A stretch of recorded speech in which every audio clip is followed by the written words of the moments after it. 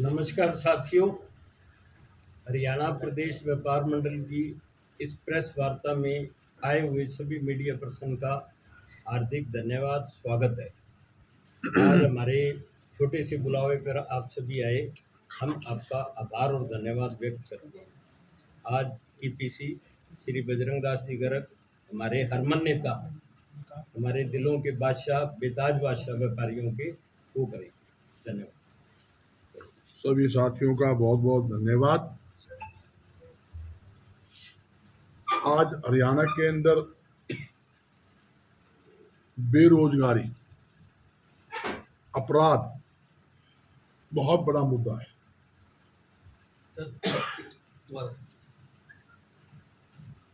आप लोगों का सभी का बहुत बहुत धन्यवाद। आज हरियाणा के अंदर बढ़ते अपराध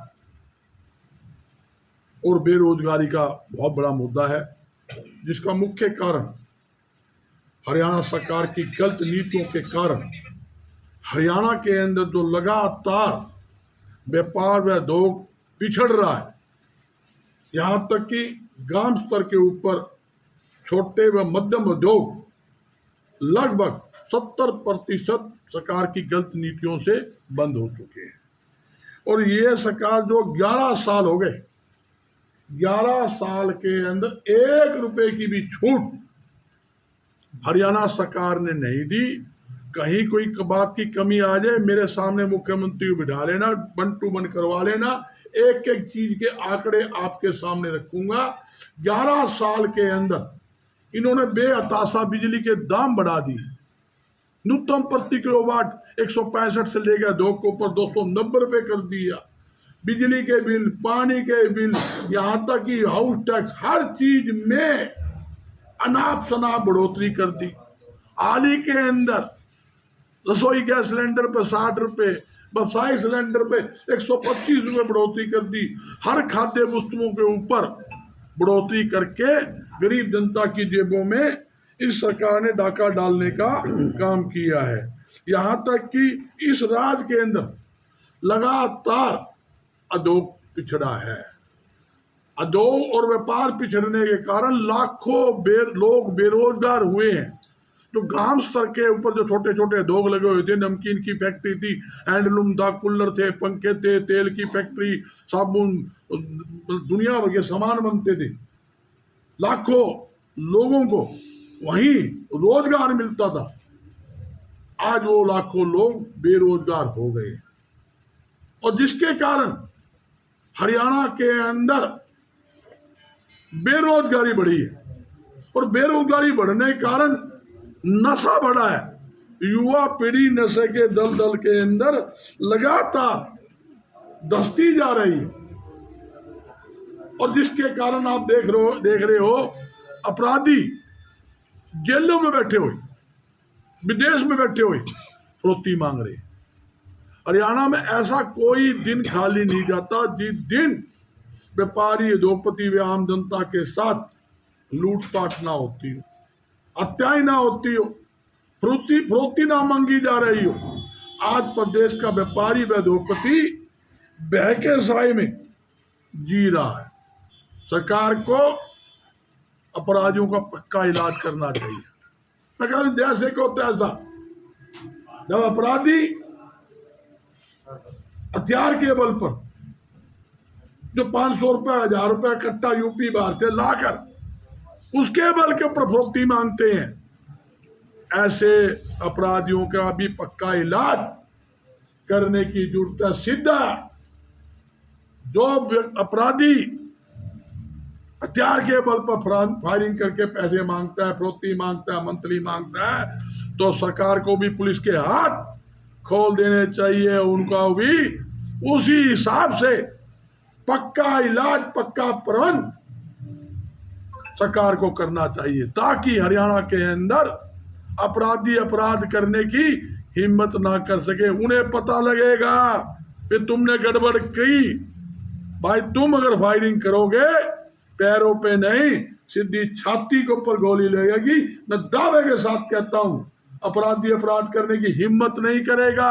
अपराधी हरियाणा से पलायन कर जाएगा, या चुप चाले मुख्य धारे के अंदर काम करेगा, ये जरूरी है। तो सरकार को इसको लिए ठोस कदम उठाने की जरूरत है। और मैं दावा करता हूं और आपके चैनल के माध्यम से, आपके माध्यम से कहना चाहता हूं, सरकार को अपराध को खत्म करने के लिए सरकार को किसी प्रकार का भी सहयोग चाहिए, व्यापार मंडल तन मन और धन से सरकार का सहयोग करेगा, उसके साथ चलेगा।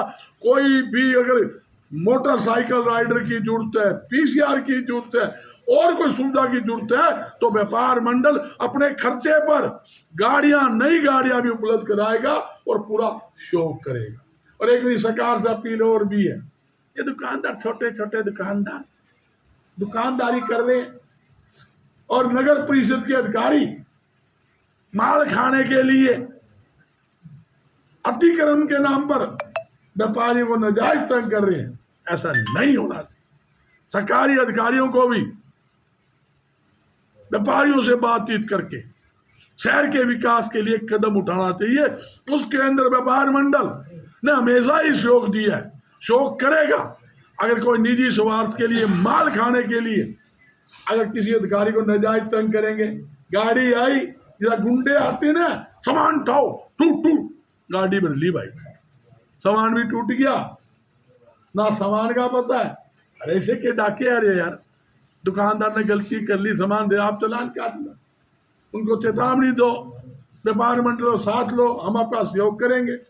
मगर नाजायज काम करने के करेगा जो अधिकारी, उसको उसका भाई लड़का भी लगाओगे।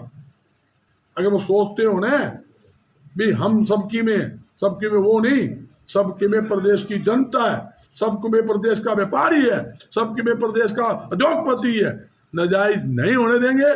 कोई भी नाजायज करेगा तो उसको ठोकेंगे भाई, ठोकेंगे, उसके खिलाफ पूरी तरह से आंदोलन करेंगे, इसमें कोई दो राय नहीं। ये हमारा खुली चेतावनी सरकारी अधिकारी को। अरे एक बात और पूछता हूँ, ये अधिकारी बोल रहे हैं, सरकार भी बोल रहे हैं, 0 टॉयलेट, बिना खर्ची, बिना पर्ची, मुख्यमंत्री आओ पूछ लियो भाई, तहसील के अंदर एक भी रजिस्ट्री बगैर पैसे होती हो, दलाल छोड़ रखे, नीचे दलाल है, वो लिस्टी लिखेंगे, वही काम करेंगे, वही पैसे खाएंगे और आगे पीछे पूछावे जब रजिस्ट्री होती है। दूसरी बात सुन लो, कोई जमीन का इंतकाल होता हो, मार्केट कमेटी के अंदर आप अनाज की बोरी, उतराण के पैसे अलग, खरीद के समय उठान के पैसे अलग, और वही माल परचेज करने के बाद एफटीआई गोदाम में जाएगा, उसके पैसे अलग।